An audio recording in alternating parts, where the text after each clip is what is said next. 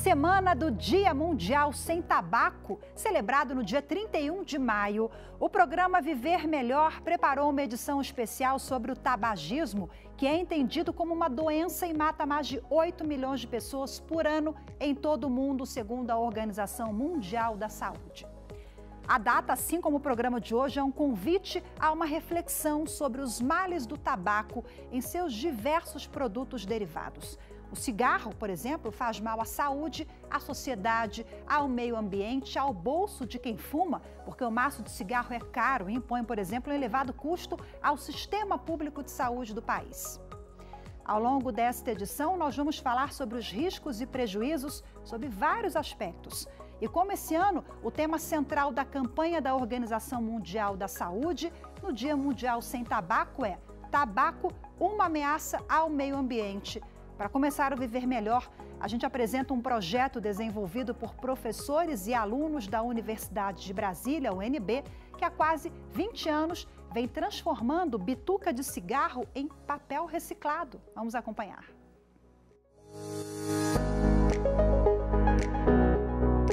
A tecnologia nasceu em 2003 em um dos laboratórios da Universidade de Brasília e ganhou forma na oficina de maquetes e protótipos da UNB.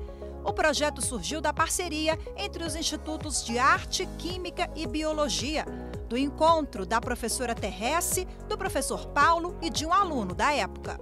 E eu tenho uma disciplina que, ao final do semestre, o trabalho final da disciplina é que tem uma pesquisa. A disciplina de materiais em artes, então eles pesquisam vários assuntos relacionados à tinta, a pincéis, a suportes. E aí o papel é, nesse sentido, um suporte. Então, em 2003, um aluno da biologia, isso é que é legal na UNB, porque a gente tem uma mobilidade estudantil. Então, esse aluno, ele assim, o Marco Antônio Barbosa, eu não sou artista, o que eu vou pesquisar? E aí vinha no trajeto do Minhocão até aqui, vendo essas bitucas no chão, aí ele chegou: professora, será que dá para fazer alguma coisa com isso? Eu falei: olha, não sei, vamos pesquisar. A pesquisa constatou que até então não havia nada na literatura acadêmica sobre o assunto e nem nas pesquisas do ramo do tabaco.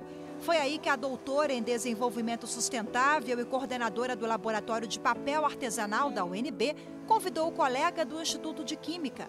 Então a gente começou os testes, num primeiro momento não deu muito certo, ficou um feltro, mas já dava alguma coisa. E aí a gente foi ajustando as químicas do processo e aí resultou em papel. A química, ela é uma disciplina que ela dialoga com quase todas as outras disciplinas, inclusive com artes, porque afinal de contas os artistas eles precisam ter o suporte, ter material tanto como suporte quanto o de desenhar ou pintar, etc. E por trás do processamento dos materiais, para a gente chegar nessas formulações finais, que entra a química.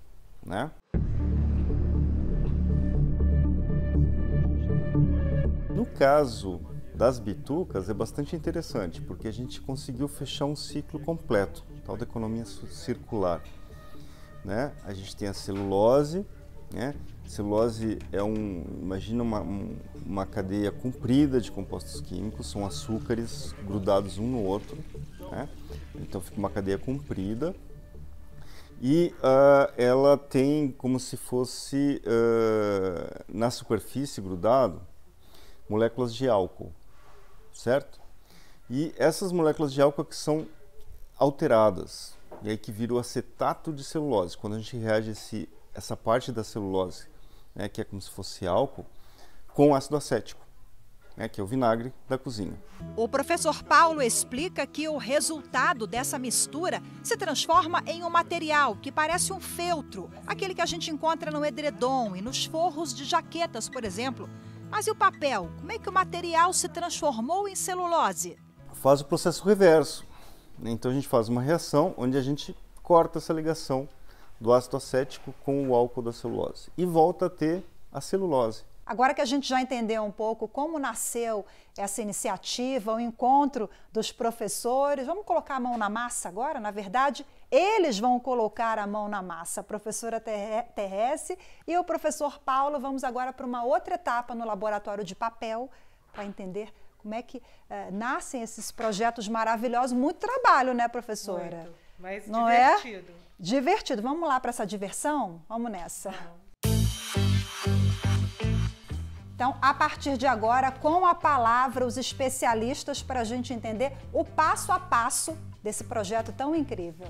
As bitucas passam por uma espécie de triagem, onde são retirados outros dejetos. E alguns jogam palito de fósforo, pedra, né? Chicletes. Olha o tamanho da pedra. Aí acaba com os equipamentos, né? Em seguida, as guimbas são fervidas em uma solução com água e produtos químicos para anular as substâncias tóxicas. Não precisa fazer nenhum tratamento da bituca, a gente já vai colocar ela direto. O material depois é filtrado. Amostras do líquido produzido são analisadas para controle ambiental do processo e o que sobra é prensado. Vira massa de celulose que se transforma em papel. Por fim, o trabalho segue o processo já conhecido da reciclagem, com a hidratação da massa de celulose, formato e coloração. Depois do produto pronto e seco, ele vira convite de casamento, caixas de presente, de perfume, chaveiro, agenda, bloco de anotação. É só dar asas à imaginação.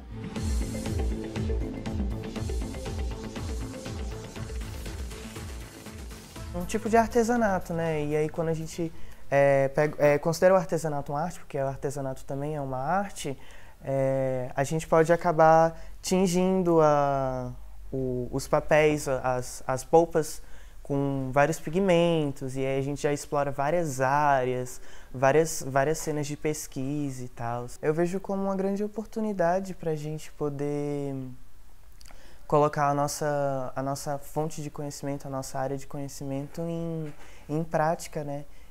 Para a gente poder ajudar outras áreas do conhecimento, porque a arte conversa com tudo, né?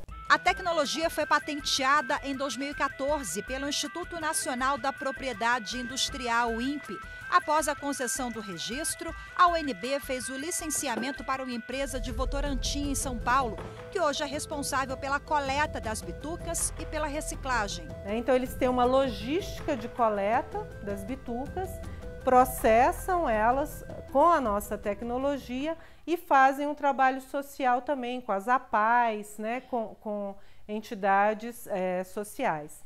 A universidade também recebe bitucas de cigarro doadas por voluntários de bares de Brasília e de instituições como o Superior Tribunal de Justiça e o Senado Federal.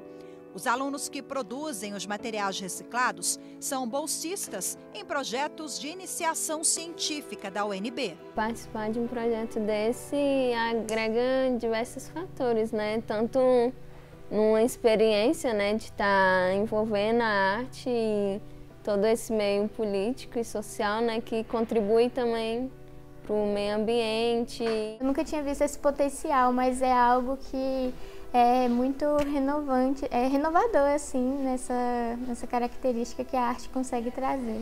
Segundo a Organização das Nações Unidas, a ONU, a ponta de cigarro é o resíduo mais jogado nas ruas e mais coletado nas praias em todo o mundo. A carga de poluentes da bituca, pelo que a gente mediu lá no laboratório, é superior ao esgoto. Então, uma concentração muito grande das bitucas, ela causa um impacto muito grande. A gente não vê tanto isso porque aquela poluição formiguinha, né? Em todo canto a gente vai achar uma bituca, só que essas bitucas normalmente elas acabam indo para águas pluviais, mistura com outras coisas, como por exemplo óleos e gorduras que são jogados pelo ralo e vai formando, obstruindo, e aí a gente tem muito dos alagamentos que a gente tem em grandes cidades, porque não teve escoamento da água, se deve a uma mistura da bituca de cigarro com outras coisas. Além da contribuição ao meio ambiente, o projeto das bitucas também tem o viés social. ensina artesanato e potencializa a ressocialização. A gente aqui na universidade trabalha com os adolescentes em cumprimento de medida socioeducativa, né? Então eles aprendem a fazer esses produtos que podem gerar renda para eles, né? A gente trabalha com egressos do sistema prisional, a gente tem oficinas terapêuticas também com o pessoal do CAPS-AD.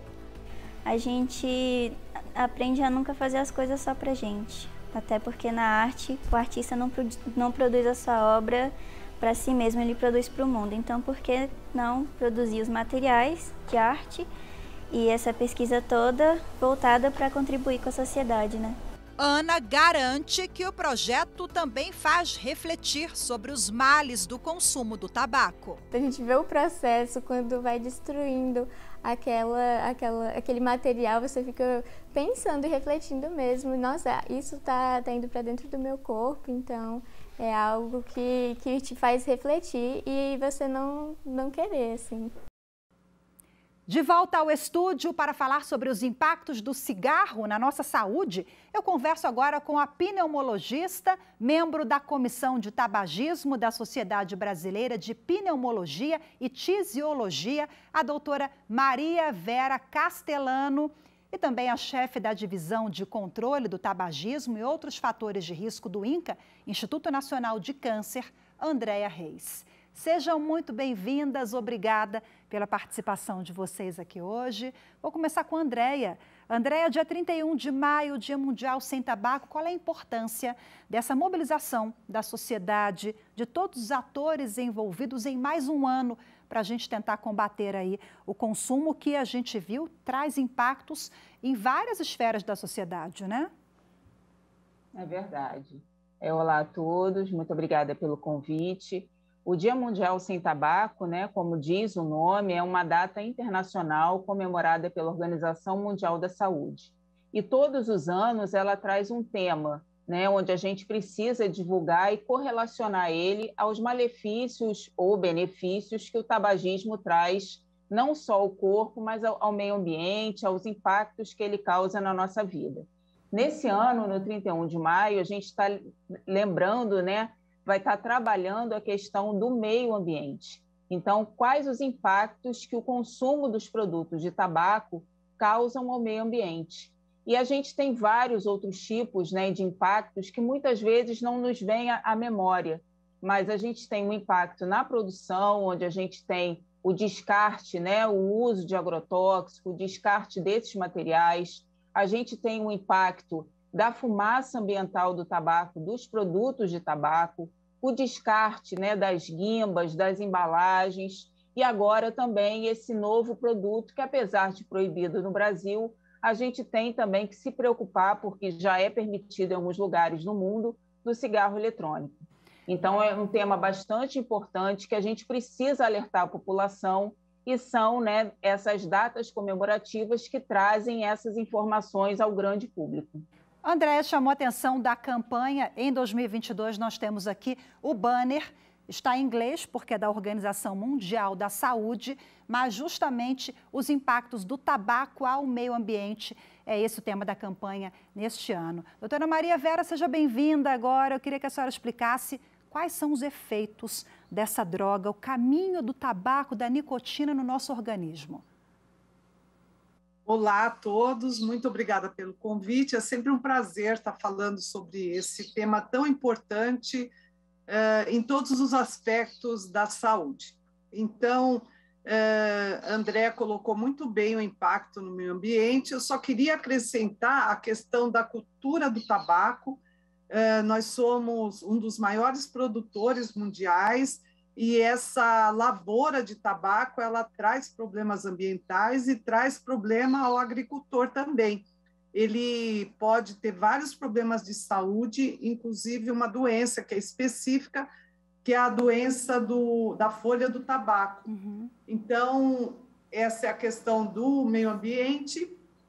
Falando do consumo, a nicotina é uma droga que ela causa muita dependência, porque, como todas as drogas, ela causa um estímulo positivo no momento que a pessoa inala a fumaça do cigarro, e em poucos segundos a nicotina que ele inala vai se ligar no cérebro e vai haver liberação de dopamina e de outros serotoninérgicos que dão uma sensação de bem-estar. A particularidade do tabagismo é que em torno de 30, 40 minutos já começa a haver uma certa abstinência, um reforço negativo. E a pessoa já começa a sentir falta de alguma coisa e é o momento que ele acende outro cigarro. É claro que esse consumo continuado no decorrer da vida vai levar a consequências inúmeras e são várias as doenças que estão relacionadas tanto ao tabagismo ativo como ao tabagismo passivo, que é a inalação da fumaça do cigarro pelas pessoas que estão no entorno do tabagista. Andréia, o tabagismo ele se relaciona mais ou menos com quantas doenças? Nossa, só de tipos de câncer são cerca de 20 tipos de câncer. Então, a gente tem as doenças pulmonares, né, a DPOC, doença pulmonar obstrutiva crônica, a gente tem acidentes vasculares cerebrais, a gente tem doenças cardíacas. Então, todos os fatores, eles são agravados, né? Então, o tabagismo, além dele ser uma doença, como a doutora Maria Vera bem exemplificou, né, pela dependência da nicotina, ela é uma droga, realmente, ela é classificada na CID-11, que está em vigor. Então, além disso, ele é fator agravante de uma infinidade de doenças. Então, ele é um importante fator de risco para cerca de 80% dos casos de câncer. Doutora Vera, a senhora falou ali que às vezes meia hora depois a pessoa já sente vontade de fumar de novo. Então aquela questão do cigarro, né, social, toma ali uma cerveja ou está na balada, os jovens, né, que agora já estão aderindo para o cigarro eletrônico, a gente vai falar sobre isso ao longo do programa. Mas essa história então não tem isso, já vicia. Sim, o modelo de dependência é muito variável. Então, realmente, existem pessoas que são dependentes da nicotina e fazem uso nos finais de semana, ou não consomem um maço de cigarro, mas fumam 5 cigarros por dia. Isso é muito variável. Mas, desde que a pessoa fume regularmente, ela já é um dependente da nicotina. E lembrando que essa é uma doença crônica, como todas as dependências químicas. Andréia, qual é a expectativa para esse ano de campanha, né? Eu penso que a sociedade ela está mais madura em relação à consciência, porque quem fuma geralmente conhece os malefícios do cigarro e fala assim, olha, é muito difícil, eu sei que o cigarro faz mal, mas eu não consigo parar de fumar. Então, como é que está a expectativa para vocês em 2022? Realmente nós temos uma sociedade mais madura no que se refere à consciência? Eu acredito que sim, né? Então, como você bem começou no início da reportagem, a gente hoje já não tem a veiculação das grandes mídias, né? Então, aquela questão do glamour, né, ela vai sendo desmistificada, porém, a gente agora tem um outro fator que são as mídias sociais. Então, a nossa expectativa, né, até nesse cartaz que você apresentou, você pode notar, quando você aproxima a imagem, que ali não tem só a questão das guimbas, mas tem dos outros produtos de tabaco. Nessa imagem, a gente tem uma imagem do narguilé, a gente tem imagem do cigarro eletrônico, a gente tem imagem de outros produtos de tabaco, porque a gente geralmente foca muito na questão da guimba, né, pelos grandes malefícios que ela traz, né? Ela é o primeiro objeto que causa maior poluição nos oceanos, a questão do microplástico, a questão dos incêndios, né, quando você faz o descarte equivocado dessa guimba, mas vários outros produtos, né, apenas pela fumaça, a gente já está trazendo, né, uma poluição tabagística ambiental, como a doutora Maria Vera falou, da questão do tabagismo passivo. Tabagismo passivo mata cerca de 1.200.000 pessoas por ano. Então, a gente precisa realmente ficar atento a isso e saber que tabagismo passivo também é doença. A gente precisa livrar a sociedade disso, a gente precisa ter em mente, né, que a sociedade não nasceu fumando, não é um objeto de necessidade, é realmente uma dependência criada por uma indústria que só visa lucro. Então, o nosso objetivo com o Dia Mundial Sem Tabaco é trazer a consciência, né, não só da questão das guimbas, mas também dos outros produtos de tabaco e o quanto de malefício eles trazem, não só para o meio ambiente, como para o nosso meio interno de saúde e bem-estar. Então, a gente quer alertar a população sobre os malefícios, quer divulgar os programas de cessação que a gente tem gratuitos no SUS. Então, a pessoa pode ser fumante, mas o SUS oferece gratuitamente tratamento para a pessoa parar de fumar. Uhum. Doutora Vera, vamos falar um pouquinho o que caracteriza o fumante ativo e o passivo. O passivo é aquela esposa, por exemplo, que convive com o marido que fuma, o pai ou filho, ou aquele que tem um ambiente de trabalho onde os colegas fumam com frequência. Quais são as características desse tipo de fumante? O ativo é, como eu falei, aquele que consome regularmente o cigarro. Uhum. E é claro que os malefícios são muito importantes, nós falamos já de vários, e um que a gente não pode esquecer é o estudo do professor Doll, publicado há alguns anos, que mostra que, em média, o tabagista vive 10 anos a menos do que o não tabagista. Além disso, o custo para a saúde em geral que o tabagista representa, porque ele vai apresentar muitas doenças, como a Andrea comentou, e ele vai se internar frequentemente, e isso significa um grande custo para todo o sistema de saúde. O passivo é aquele que convive com o tabagista. No Brasil, a gente teve uma mudança nos últimos anos por causa das leis do ambiente livre de tabaco. Então, nos ambientes de trabalho, por exemplo, já diminuiu muito a exposição. Em casa, a gente sempre orienta que ninguém pode fumar dentro de casa, mas quando eu comento esse tema, eu gosto de lembrar das crianças, porque um adulto pode se sair daquele local, pode ser ativo e se afastar. A criança não conhece os malefícios do tabaco. Existem vários estudos que mostram que uma criança que tem muitas crises de otite ou de asma, a doença não é controlada porque ela tem exposição ou dos pais ou de algum outro familiar dentro de casa que fuma. Então, essa é uma campanha que tem que ser encampada por todos, porque a criança realmente sofre muitas consequências e tem que ser uma postura da sociedade, porque ela não vai ter como sair daquele ambiente. Também existem várias doenças, a gente percebe que o espectro de doenças causadas pelo tabagismo passivo, ele é parecido com o do tabagismo ativo. Então, as doenças mais ou menos são as mesmas e todas elas têm vários estudos comprovando que realmente existe essa casualidade, que essa é uma outra questão. Muitas vezes até o tabagista que já tem uma doença, ele coloca em questão, mas será que foi mesmo o cigarro? Então, é muito importante a gente divulgar essa casualidade que existe.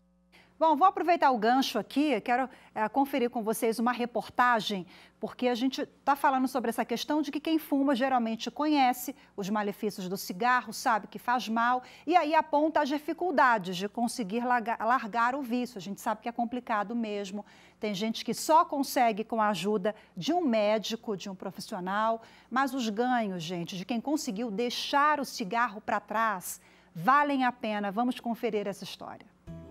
Benício tem 64 anos, acorda às 5 da manhã todos os dias, faz caminhada e musculação e segue para o trabalho.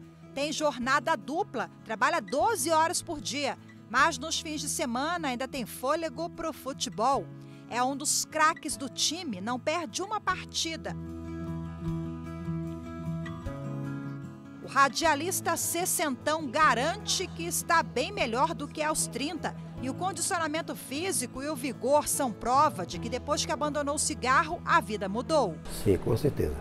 Eu com 33 anos, eu não senti o que eu sinto agora. Disposição, durmo bem, como bem. Olha, sou mais feliz, entendeu? O cigarro o cigarro é muito prejudicial. Boca amarga, você não tem paladar, entendeu? Assim, então hoje eu sinto tudo isso. Antes eu não sentia, não tinha esse prazer. Hoje é maravilhoso. A primeira coisa que eu fiz foi parar de fumar. Benício fumou dos 12 aos 33 anos e experimentou o cigarro ainda na adolescência, porque na época achava charmoso fumar. No século XX, as propagandas de cigarro associavam o produto a um estilo de vida glamouroso, moderno, saudável.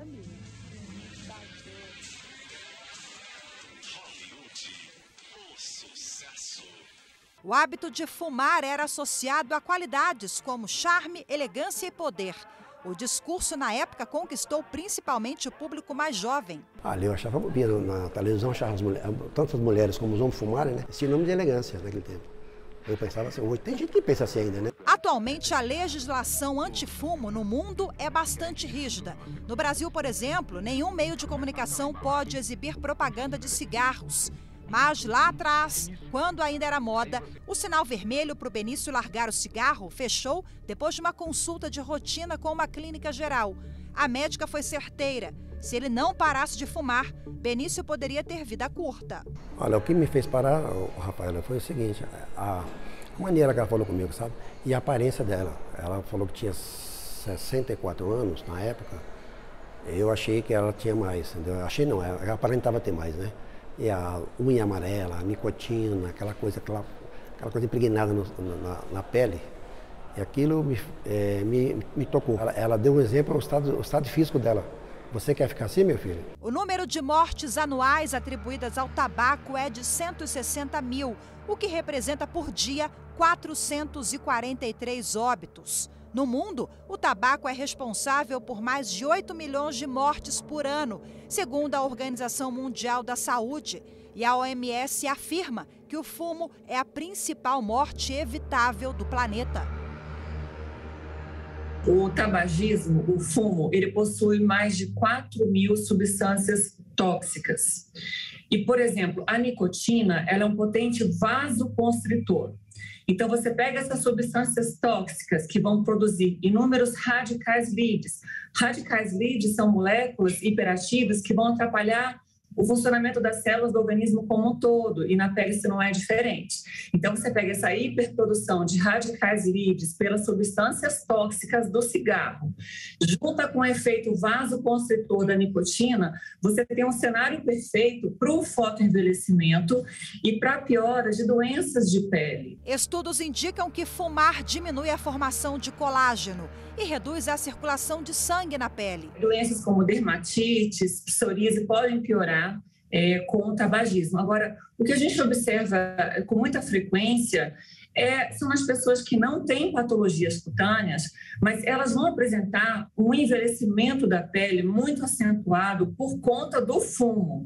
Então, a gente sabe que o cigarro é um inimigo muito potente, assim como o sol, por exemplo, das fibras colágenas. O fumo vai, sim, degradar o colágeno na pele. A gente pode traduzir isso de que maneira? Nessas rugas ao redor dos olhos que as pessoas que fumam vão apresentar precocemente, nas rugas ao redor da boca também. A gente pode até reparar que o cabelo dos fumantes também ele é mais opaco, interfere em todos esses processos. Se a pele e o cabelo dão sinais, o que falar dos dentes? O tabagismo tem impacto direto na saúde bucal. E causa prejuízos estéticos, né, ao sorriso, riscos à saúde bucal. O câncer, né, que todo mundo sabe, né, que pode dar câncer na garganta, o câncer no lábio, na língua, nas mucosas, né?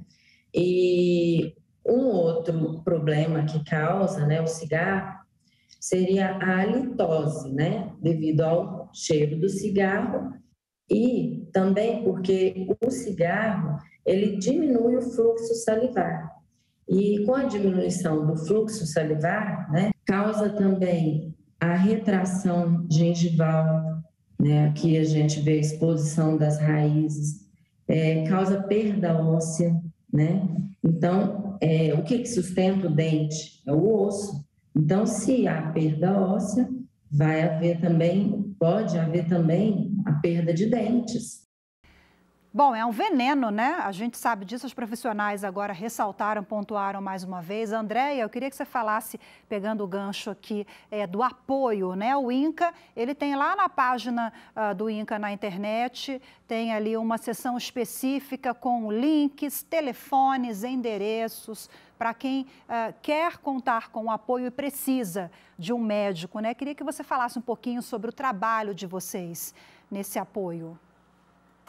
O INCA ele coordena, né, o Programa Nacional de Controle do Tabagismo, que tem 4 ações básicas. Ações de prevenção, iniciação, porque a gente não pode esquecer dos nossos jovens, né, dos adolescentes, então são ações específicas direcionadas às escolas. Ações de estímulo aos ambientes livres de fumo, então são ambientes, né, que estimulam a cessação do tabagismo, já que aquele fumante não pode fumar naquele local, e também previne a iniciação, porque diminui os espaços que essa iniciação pode acontecer, a comemoração das campanhas e o programa de cessação do tabagismo. Esse programa ele é coordenado, né, pelo INCA desde 2001, então ele está disponível praticamente em todas as esferas do SUS, tanto no município, estado e federal. E é só você procurar a unidade básica de saúde, verificar se nessa unidade é fornecido o tratamento do fumante. Esse tratamento ele é apoiado na abordagem cognitivo-comportamental, onde é feito toda uma série, né, de acompanhamentos, de encontros. O tratamento dura cerca de 1 ano e é feita uma avaliação individual para que se avalie a dependência química desse fumante, né? Então, se ele tem necessidade de um apoio em grupo, se ele tem necessidade de um apoio individual, se há necessidade de medicamento, que não é de uso obrigatório, mas, enfim, é disponibilizado 100%, né, de forma gratuita, em todos os 3 níveis de atenção do SUS, o programa de cessação do tabagismo. Doutora Maria Vera, a gente exibiu na reportagem agora uma questão muito importante que se refere a esse lado social, né, do glamour que existia lá atrás, nas décadas de 70, 80, do cigarro. Hoje a gente avançou bastante, mas temos um outro inimigo aí muito sério, é a tal da moda do cigarro eletrônico, né? Os jovens, sobretudo os jovens, eles acabam ali tendo uma iniciação com o cigarro eletrônico ou outros métodos, narguilé também, achando que não faz tão mal assim, né? E é justamente ao contrário, às vezes faz até mais mal. O cigarro eletrônico, ele é relativamente novo, apesar que já existe há mais de 10 anos, e nós estamos começando a verificar as consequências do cigarro eletrônico. Então, já está bem documentado que ele piora o asmático, ele causa problemas respiratórios. Também já temos artigos mostrando as consequências cardiovasculares. Na verdade, como já foi dito aqui, o cigarro ele tem muitos componentes que fazem mal para a saúde. Em relação ao cigarro eletrônico, nós já temos em torno de 70 componentes bem descritos. E é uma questão de tempo para a gente saber as consequências disso. Eu só queria comentar que em 2019 nós tivemos uma epidemia de EVALI nos Estados Unidos, que é uma doença aguda causada pelo uso do cigarro eletrônico. Existiam algumas particularidades nos componentes que eram colocados no cigarro, mas isso resultou em mais de 80 mortes entre jovens e mais de 1.000 casos descritos. No Brasil, nós tivemos poucos casos relatados, mas realmente o cigarro eletrônico não faz bem. Você inala várias substâncias, que tem um efeito ruim para o organismo. Vou pedir licença para vocês agora, vamos partir para o intervalo rapidinho, já a gente volta o papo, viu? Você fique com a gente porque o Viver Melhor faz uma breve pausa e volta já.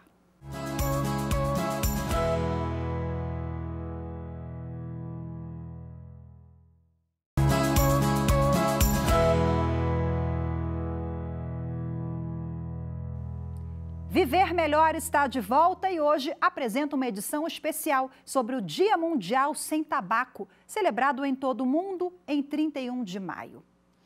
Este ano, o tema central da campanha da Organização Mundial da Saúde é Tabaco, uma ameaça ao meio ambiente. Aqui, o banner da campanha 2022. Vamos agora conferir uma reportagem sobre os impactos do tabaco no meio ambiente. Um dos produtos do tabaco traz importantes impactos negativos para o meio ambiente. São produzidas toneladas de lixos, tanto sólidos quanto químicos. Há também um gasto grande de água e energia. O tabaco do cultivo até o descarte afeta o ar, o solo, a água. Esse plantio necessita de muito defensivo agrícola para controle de pragas. Ou seja, eu preciso de muito agrotóxico. Se eu preciso de muito defensivo agrícola e muitas vezes esses defensivos agrícolas não são aplicados de uma maneira correta, na quantidade correta e da forma correta, usando inclusive proteções pessoais para os aplicadores, pode acontecer a questão da contaminação do solo, a contaminação do ar, porque esses defensivos agrícolas, os agrotóxicos, eles são dispersados pelo ar, e, posteriormente, a contaminação do lençol freático. E a água que nós consumimos ali na frente está contaminada com defensivo agrícola. Esses produtos químicos podem escoar e afetar as fontes de água potável, contaminando rios, lençóis freáticos e o solo, além de causarem danos à saúde dos plantadores de fumo. Prejuízo direto também no ar que respiramos, em desmatamentos e incêndios nos grandes centros. Podemos levar em consideração o próprio Distrito Federal, que no meio do ano, no período de secas, a taxa de incêndio aumenta, incêndios em áreas de preservação e nas unidades de conservação.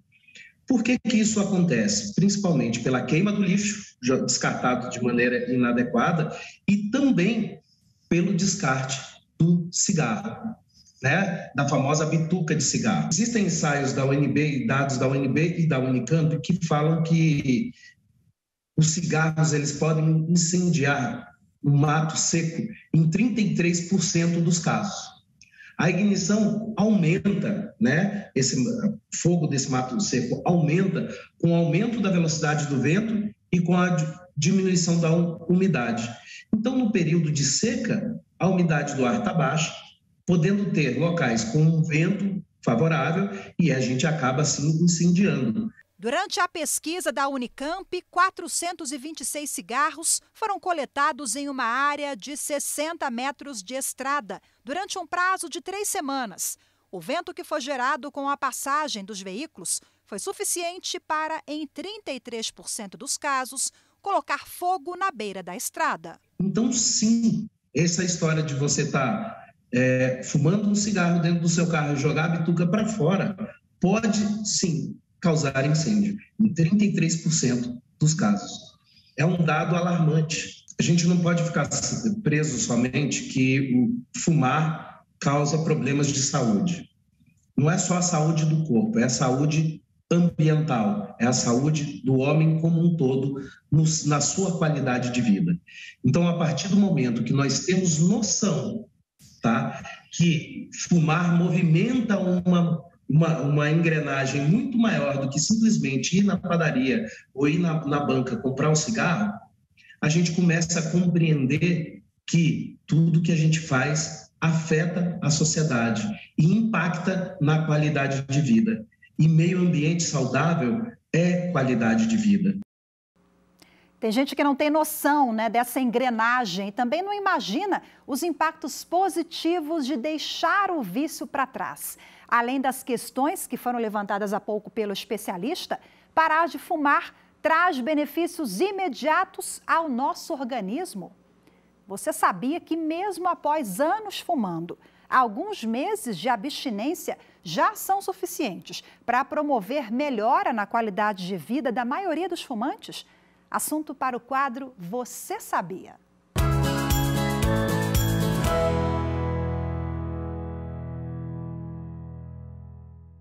Muitos fumantes acreditam que já fumaram durante tantos anos que o mal à saúde já está feito e não adianta mais parar. Isso é mito. Segundo o Instituto Nacional de Câncer, é possível observar mudanças no corpo imediatamente, a partir dos primeiros minutos, sem tabaco. De acordo com estudos do INCA, após 20 minutos, a pressão sanguínea e a pulsação já voltam ao normal. Após 2 horas, não há mais nicotina circulando no sangue. Depois de 8 horas, o nível de oxigênio no sangue se normaliza.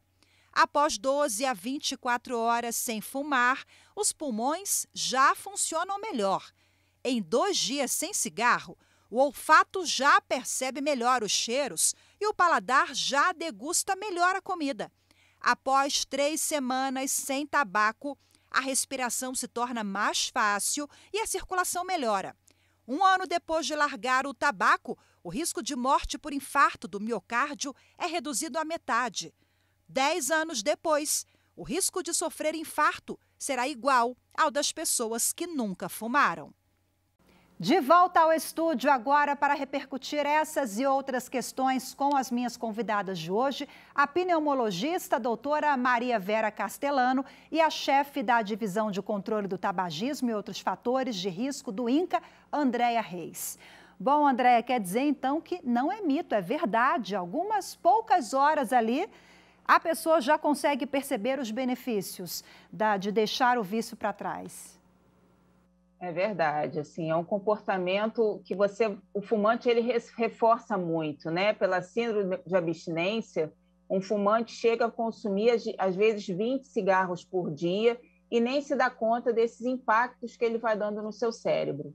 A partir do momento que ele decide parar de fumar, o corpo ele vai se estabilizando. Então, vai ocorrendo essa melhora, vai ocorrendo também os momentos de fissura no início, é importante que a gente alerte para isso, mas são momentos que eles passam, então, de 5 a 10 minutos, esse momento de abstinência, nesses primeiros dias sem fumar, eles vão sendo controlados pelo próprio organismo, né? Uma questão realmente de você parar, pensar, fazer exercícios de respiração, utilizar de artifícios como alimentos secos, beber bastante água, evitar o consumo de alimentos doces para que não haja um ganho de peso, que muitas vezes isso acontece, né? Então é um fator que complica parar de fumar, principalmente entre as mulheres. Então, mas o corpo ele vai se restabelecendo, né? Então é importante parar de fumar em qualquer fase da vida. Não importa se você é fumante de 1 ano, se você é fumante de 10, se você é fumante de 20 ou de 30. Claro que os seus benefícios, né, eles vão sendo proporcionais a quanto menos tempo você tiver de consumo de tabaco. Mas, mesmo assim, parar de fumar é sempre a melhor escolha. Falando em mito e verdade, a hora do nosso quadro Mito e Verdade envolvendo o tabagismo. Doutora Vera, as consequências nocivas, elas são mais prejudiciais às mulheres? Tem isso de gênero? Diferencia?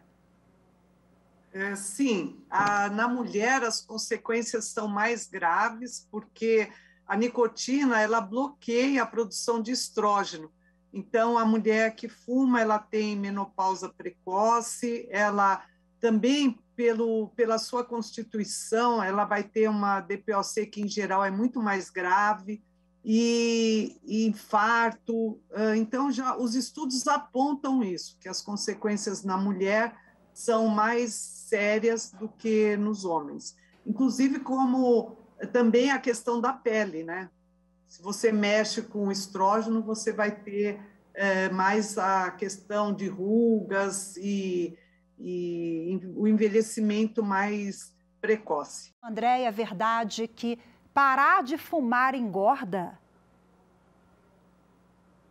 Sim e não. Né? Porque o fumante ele começa, né, ele começa a saborear melhor a comida. Então, é como se a língua sofresse uma camada de nicotina que não permitisse que ele saboreasse o gosto dos alimentos. Então, conforme isso vai passando, a tendência é você querer prazer, porque o fumante ele fuma muitas vezes para ter essa sensação de prazer e muitas vezes ele pode substituir. Então, é importante que ele aprenda também, no momento de parar de fumar, não trocar esse prazer por alimentos hipercalóricos. Então, ter o cuidado realmente de consumir frutas, verduras, legumes, não ficar toda hora com bombom, um chocolate, eu mereço, eu parei de fumar, então eu posso comer um bombom hoje. Então a pessoa realmente precisa ter cuidado, porque o organismo ele está precisando de cada vez mais energia, né, para poder aparar essas arestas que foram causadas pelo tabagismo. Então você vai sentir mais fome, você vai estar com seu paladar ali limpo, né, esperando realmente as delícias, né, que acontecem no seu dia a dia. Então precisa realmente ter cuidado, sim. Doutora Maria Vera, filhos de fumantes têm mais chances de fumar também? Isso é mito ou é verdade? É verdade. O fato de você ter os pais fumantes faz com que a chance de se tornar fumante seja maior. Isso até deve ser um motivador para os pais. Mas é uma questão hereditária ou é pelo comportamento, a questão social? Por quê? O que nós sabemos é que é pela questão comportamental. É claro que o tabagismo tem vários fatores genéticos que norteiam a iniciação, a intensidade do consumo e até a facilidade ou dificuldade para parar de fumar. Mas a questão, no caso dos pais, é principalmente comportamental. O acesso fácil, eu vejo muitos pacientes que dizem: eu tinha 10 anos quando eu comecei a fumar, porque minha mãe fumava, eu peguei cigarro e fumei, eu achava bonito minha mãe fumar. Então, a questão comportamental é muito importante. Andréia, acho que a gente já respondeu aqui ao longo da edição, mas mito ou verdade que aquele cigarro de palha não faz mal, é natural? Mito, completamente mito. Qualquer produto de tabaco é prejudicial à saúde. Não tem um que é mais, que é menos. É que nem você se jogar de um prédio, né? Do 5º andar ou do 11º. Não vai ter jeito, né? Então, assim, a gente tem que trazer, né? Falar bastante sobre a questão da nicotina. A gente precisa saber que a nicotina causa dependência química e você vai acabar fumando mais. Então, se você tem o costume de fumar cigarro de palha, no dia de amanhã você não encontra o cigarro de palha, você vai consumir outro tipo de produto de tabaco para repor a nicotina. Então, não existe isso. Qualquer produto de tabaco faz mal à saúde. E qual é a porta de entrada hoje? Tem isso, doutora Vera? Para os jovens, no caso, seria aquele cigarro eletrônico, esses outros métodos, os mais modernos? Hoje nos preocupa o cigarro eletrônico e o narguile, porque o narguile é uma forma de socialização do jovem. Então, todos se reúnem e vão compartilhar o narguile, que contém tabaco, e a gente sabe que é um caminho para você se tornar dependente de outras formas de apresentação, do cigarro industrializado ou cigarro eletrônico. Enfim, existem várias formas, inclusive alguns jovens usam o snus, que é o tabaco que você coloca na boca, que na Europa é muito comum, mas aqui no Brasil eu já vi jovem usando também. E o rapé, é natural? Também não. Também é uma forma de consumir tabaco por via inalatória e que aumenta o câncer das vias aéreas superiores e outras consequências. Não existe nenhuma forma de consumir tabaco segura, e nem nicotina. Quer dizer, os dois só para diferenciar, mas, claro, quando a gente fala tabaco, sempre tem nicotina, mas não existe forma segura.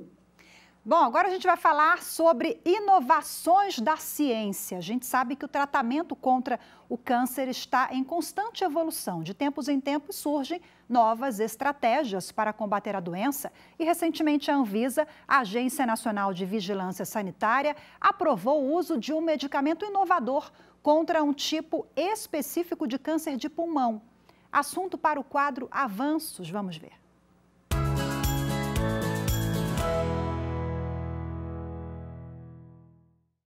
A molécula sotorazib foi desenvolvida para atacar um tipo de câncer de pulmão extremamente agressivo e que ainda não havia tratamento específico. A nova droga é voltada a quem apresenta uma mutação no gene KRAS G12C.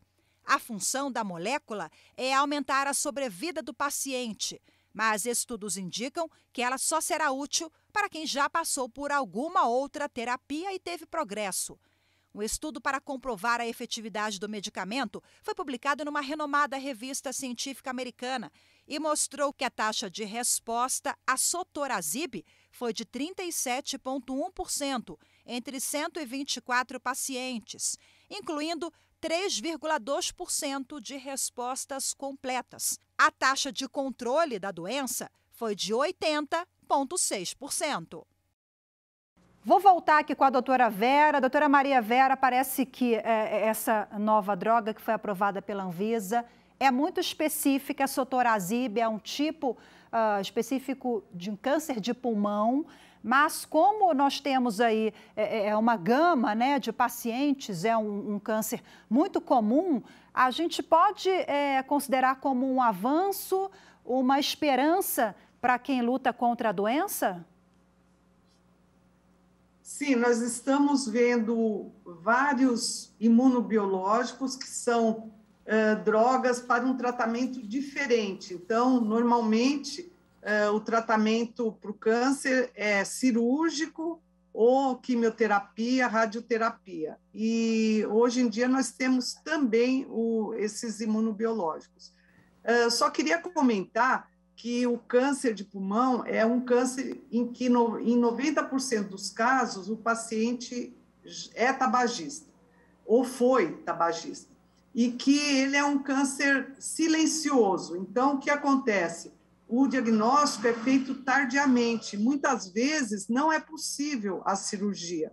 Por isso, essas novas estratégias de tratamento são muito importantes. Elas aumentam a sobrevida em 1 ano, 1 ano e meio, mas isso, para a pessoa que está doente, tem um impacto bem grande. André, eu quero falar sobre avanços com você agora, mas no que se refere às campanhas, né? Nos últimos anos, desde que o INCA começou a campanha, nós tínhamos uma realidade completamente diferente no país. Hoje o Brasil conta, que bom, com cerca de 10% da população fumante. Reduzimos demais, né? Fala um pouquinho sobre essa trajetória de vocês, por favor. Quando a gente iniciou, né, as ações dentro do Ministério da Saúde, até de forma não tão organizada, em 1989, a gente tinha cerca de 34% da população brasileira fumando. Isso, se a gente traz, né, para os números absolutos, é uma imensidão. É quase, né, a gente chegaria, né, se a gente visse o índice populacional do nosso país, era quase metade da população fumando. Hoje em dia, pela Pesquisa Nacional de Saúde, que possui dados comparáveis à Pesquisa Mundial de Saúde e Nutrição, que acusou esses dados em 89, a gente tem 12% da população fumante. Ainda são muitas pessoas, são cerca de 20 milhões de fumantes que a gente tem no país, mas a gente teve uma queda bastante grande, né? Então, a gente teve, através das campanhas, através das ações de prevenção da iniciação, de promoção da cessação do tabagismo, vários avanços importantes. A gente também, em 2005, assinou um importante tratado de saúde pública, que é a Convenção Quadro para Controle do Tabaco, que foi um marco histórico, tanto nacional como internacionalmente. E, a partir daí, o Brasil vem sendo notado pela implementação das suas ações, tanto no nível nacional como no nível mundial.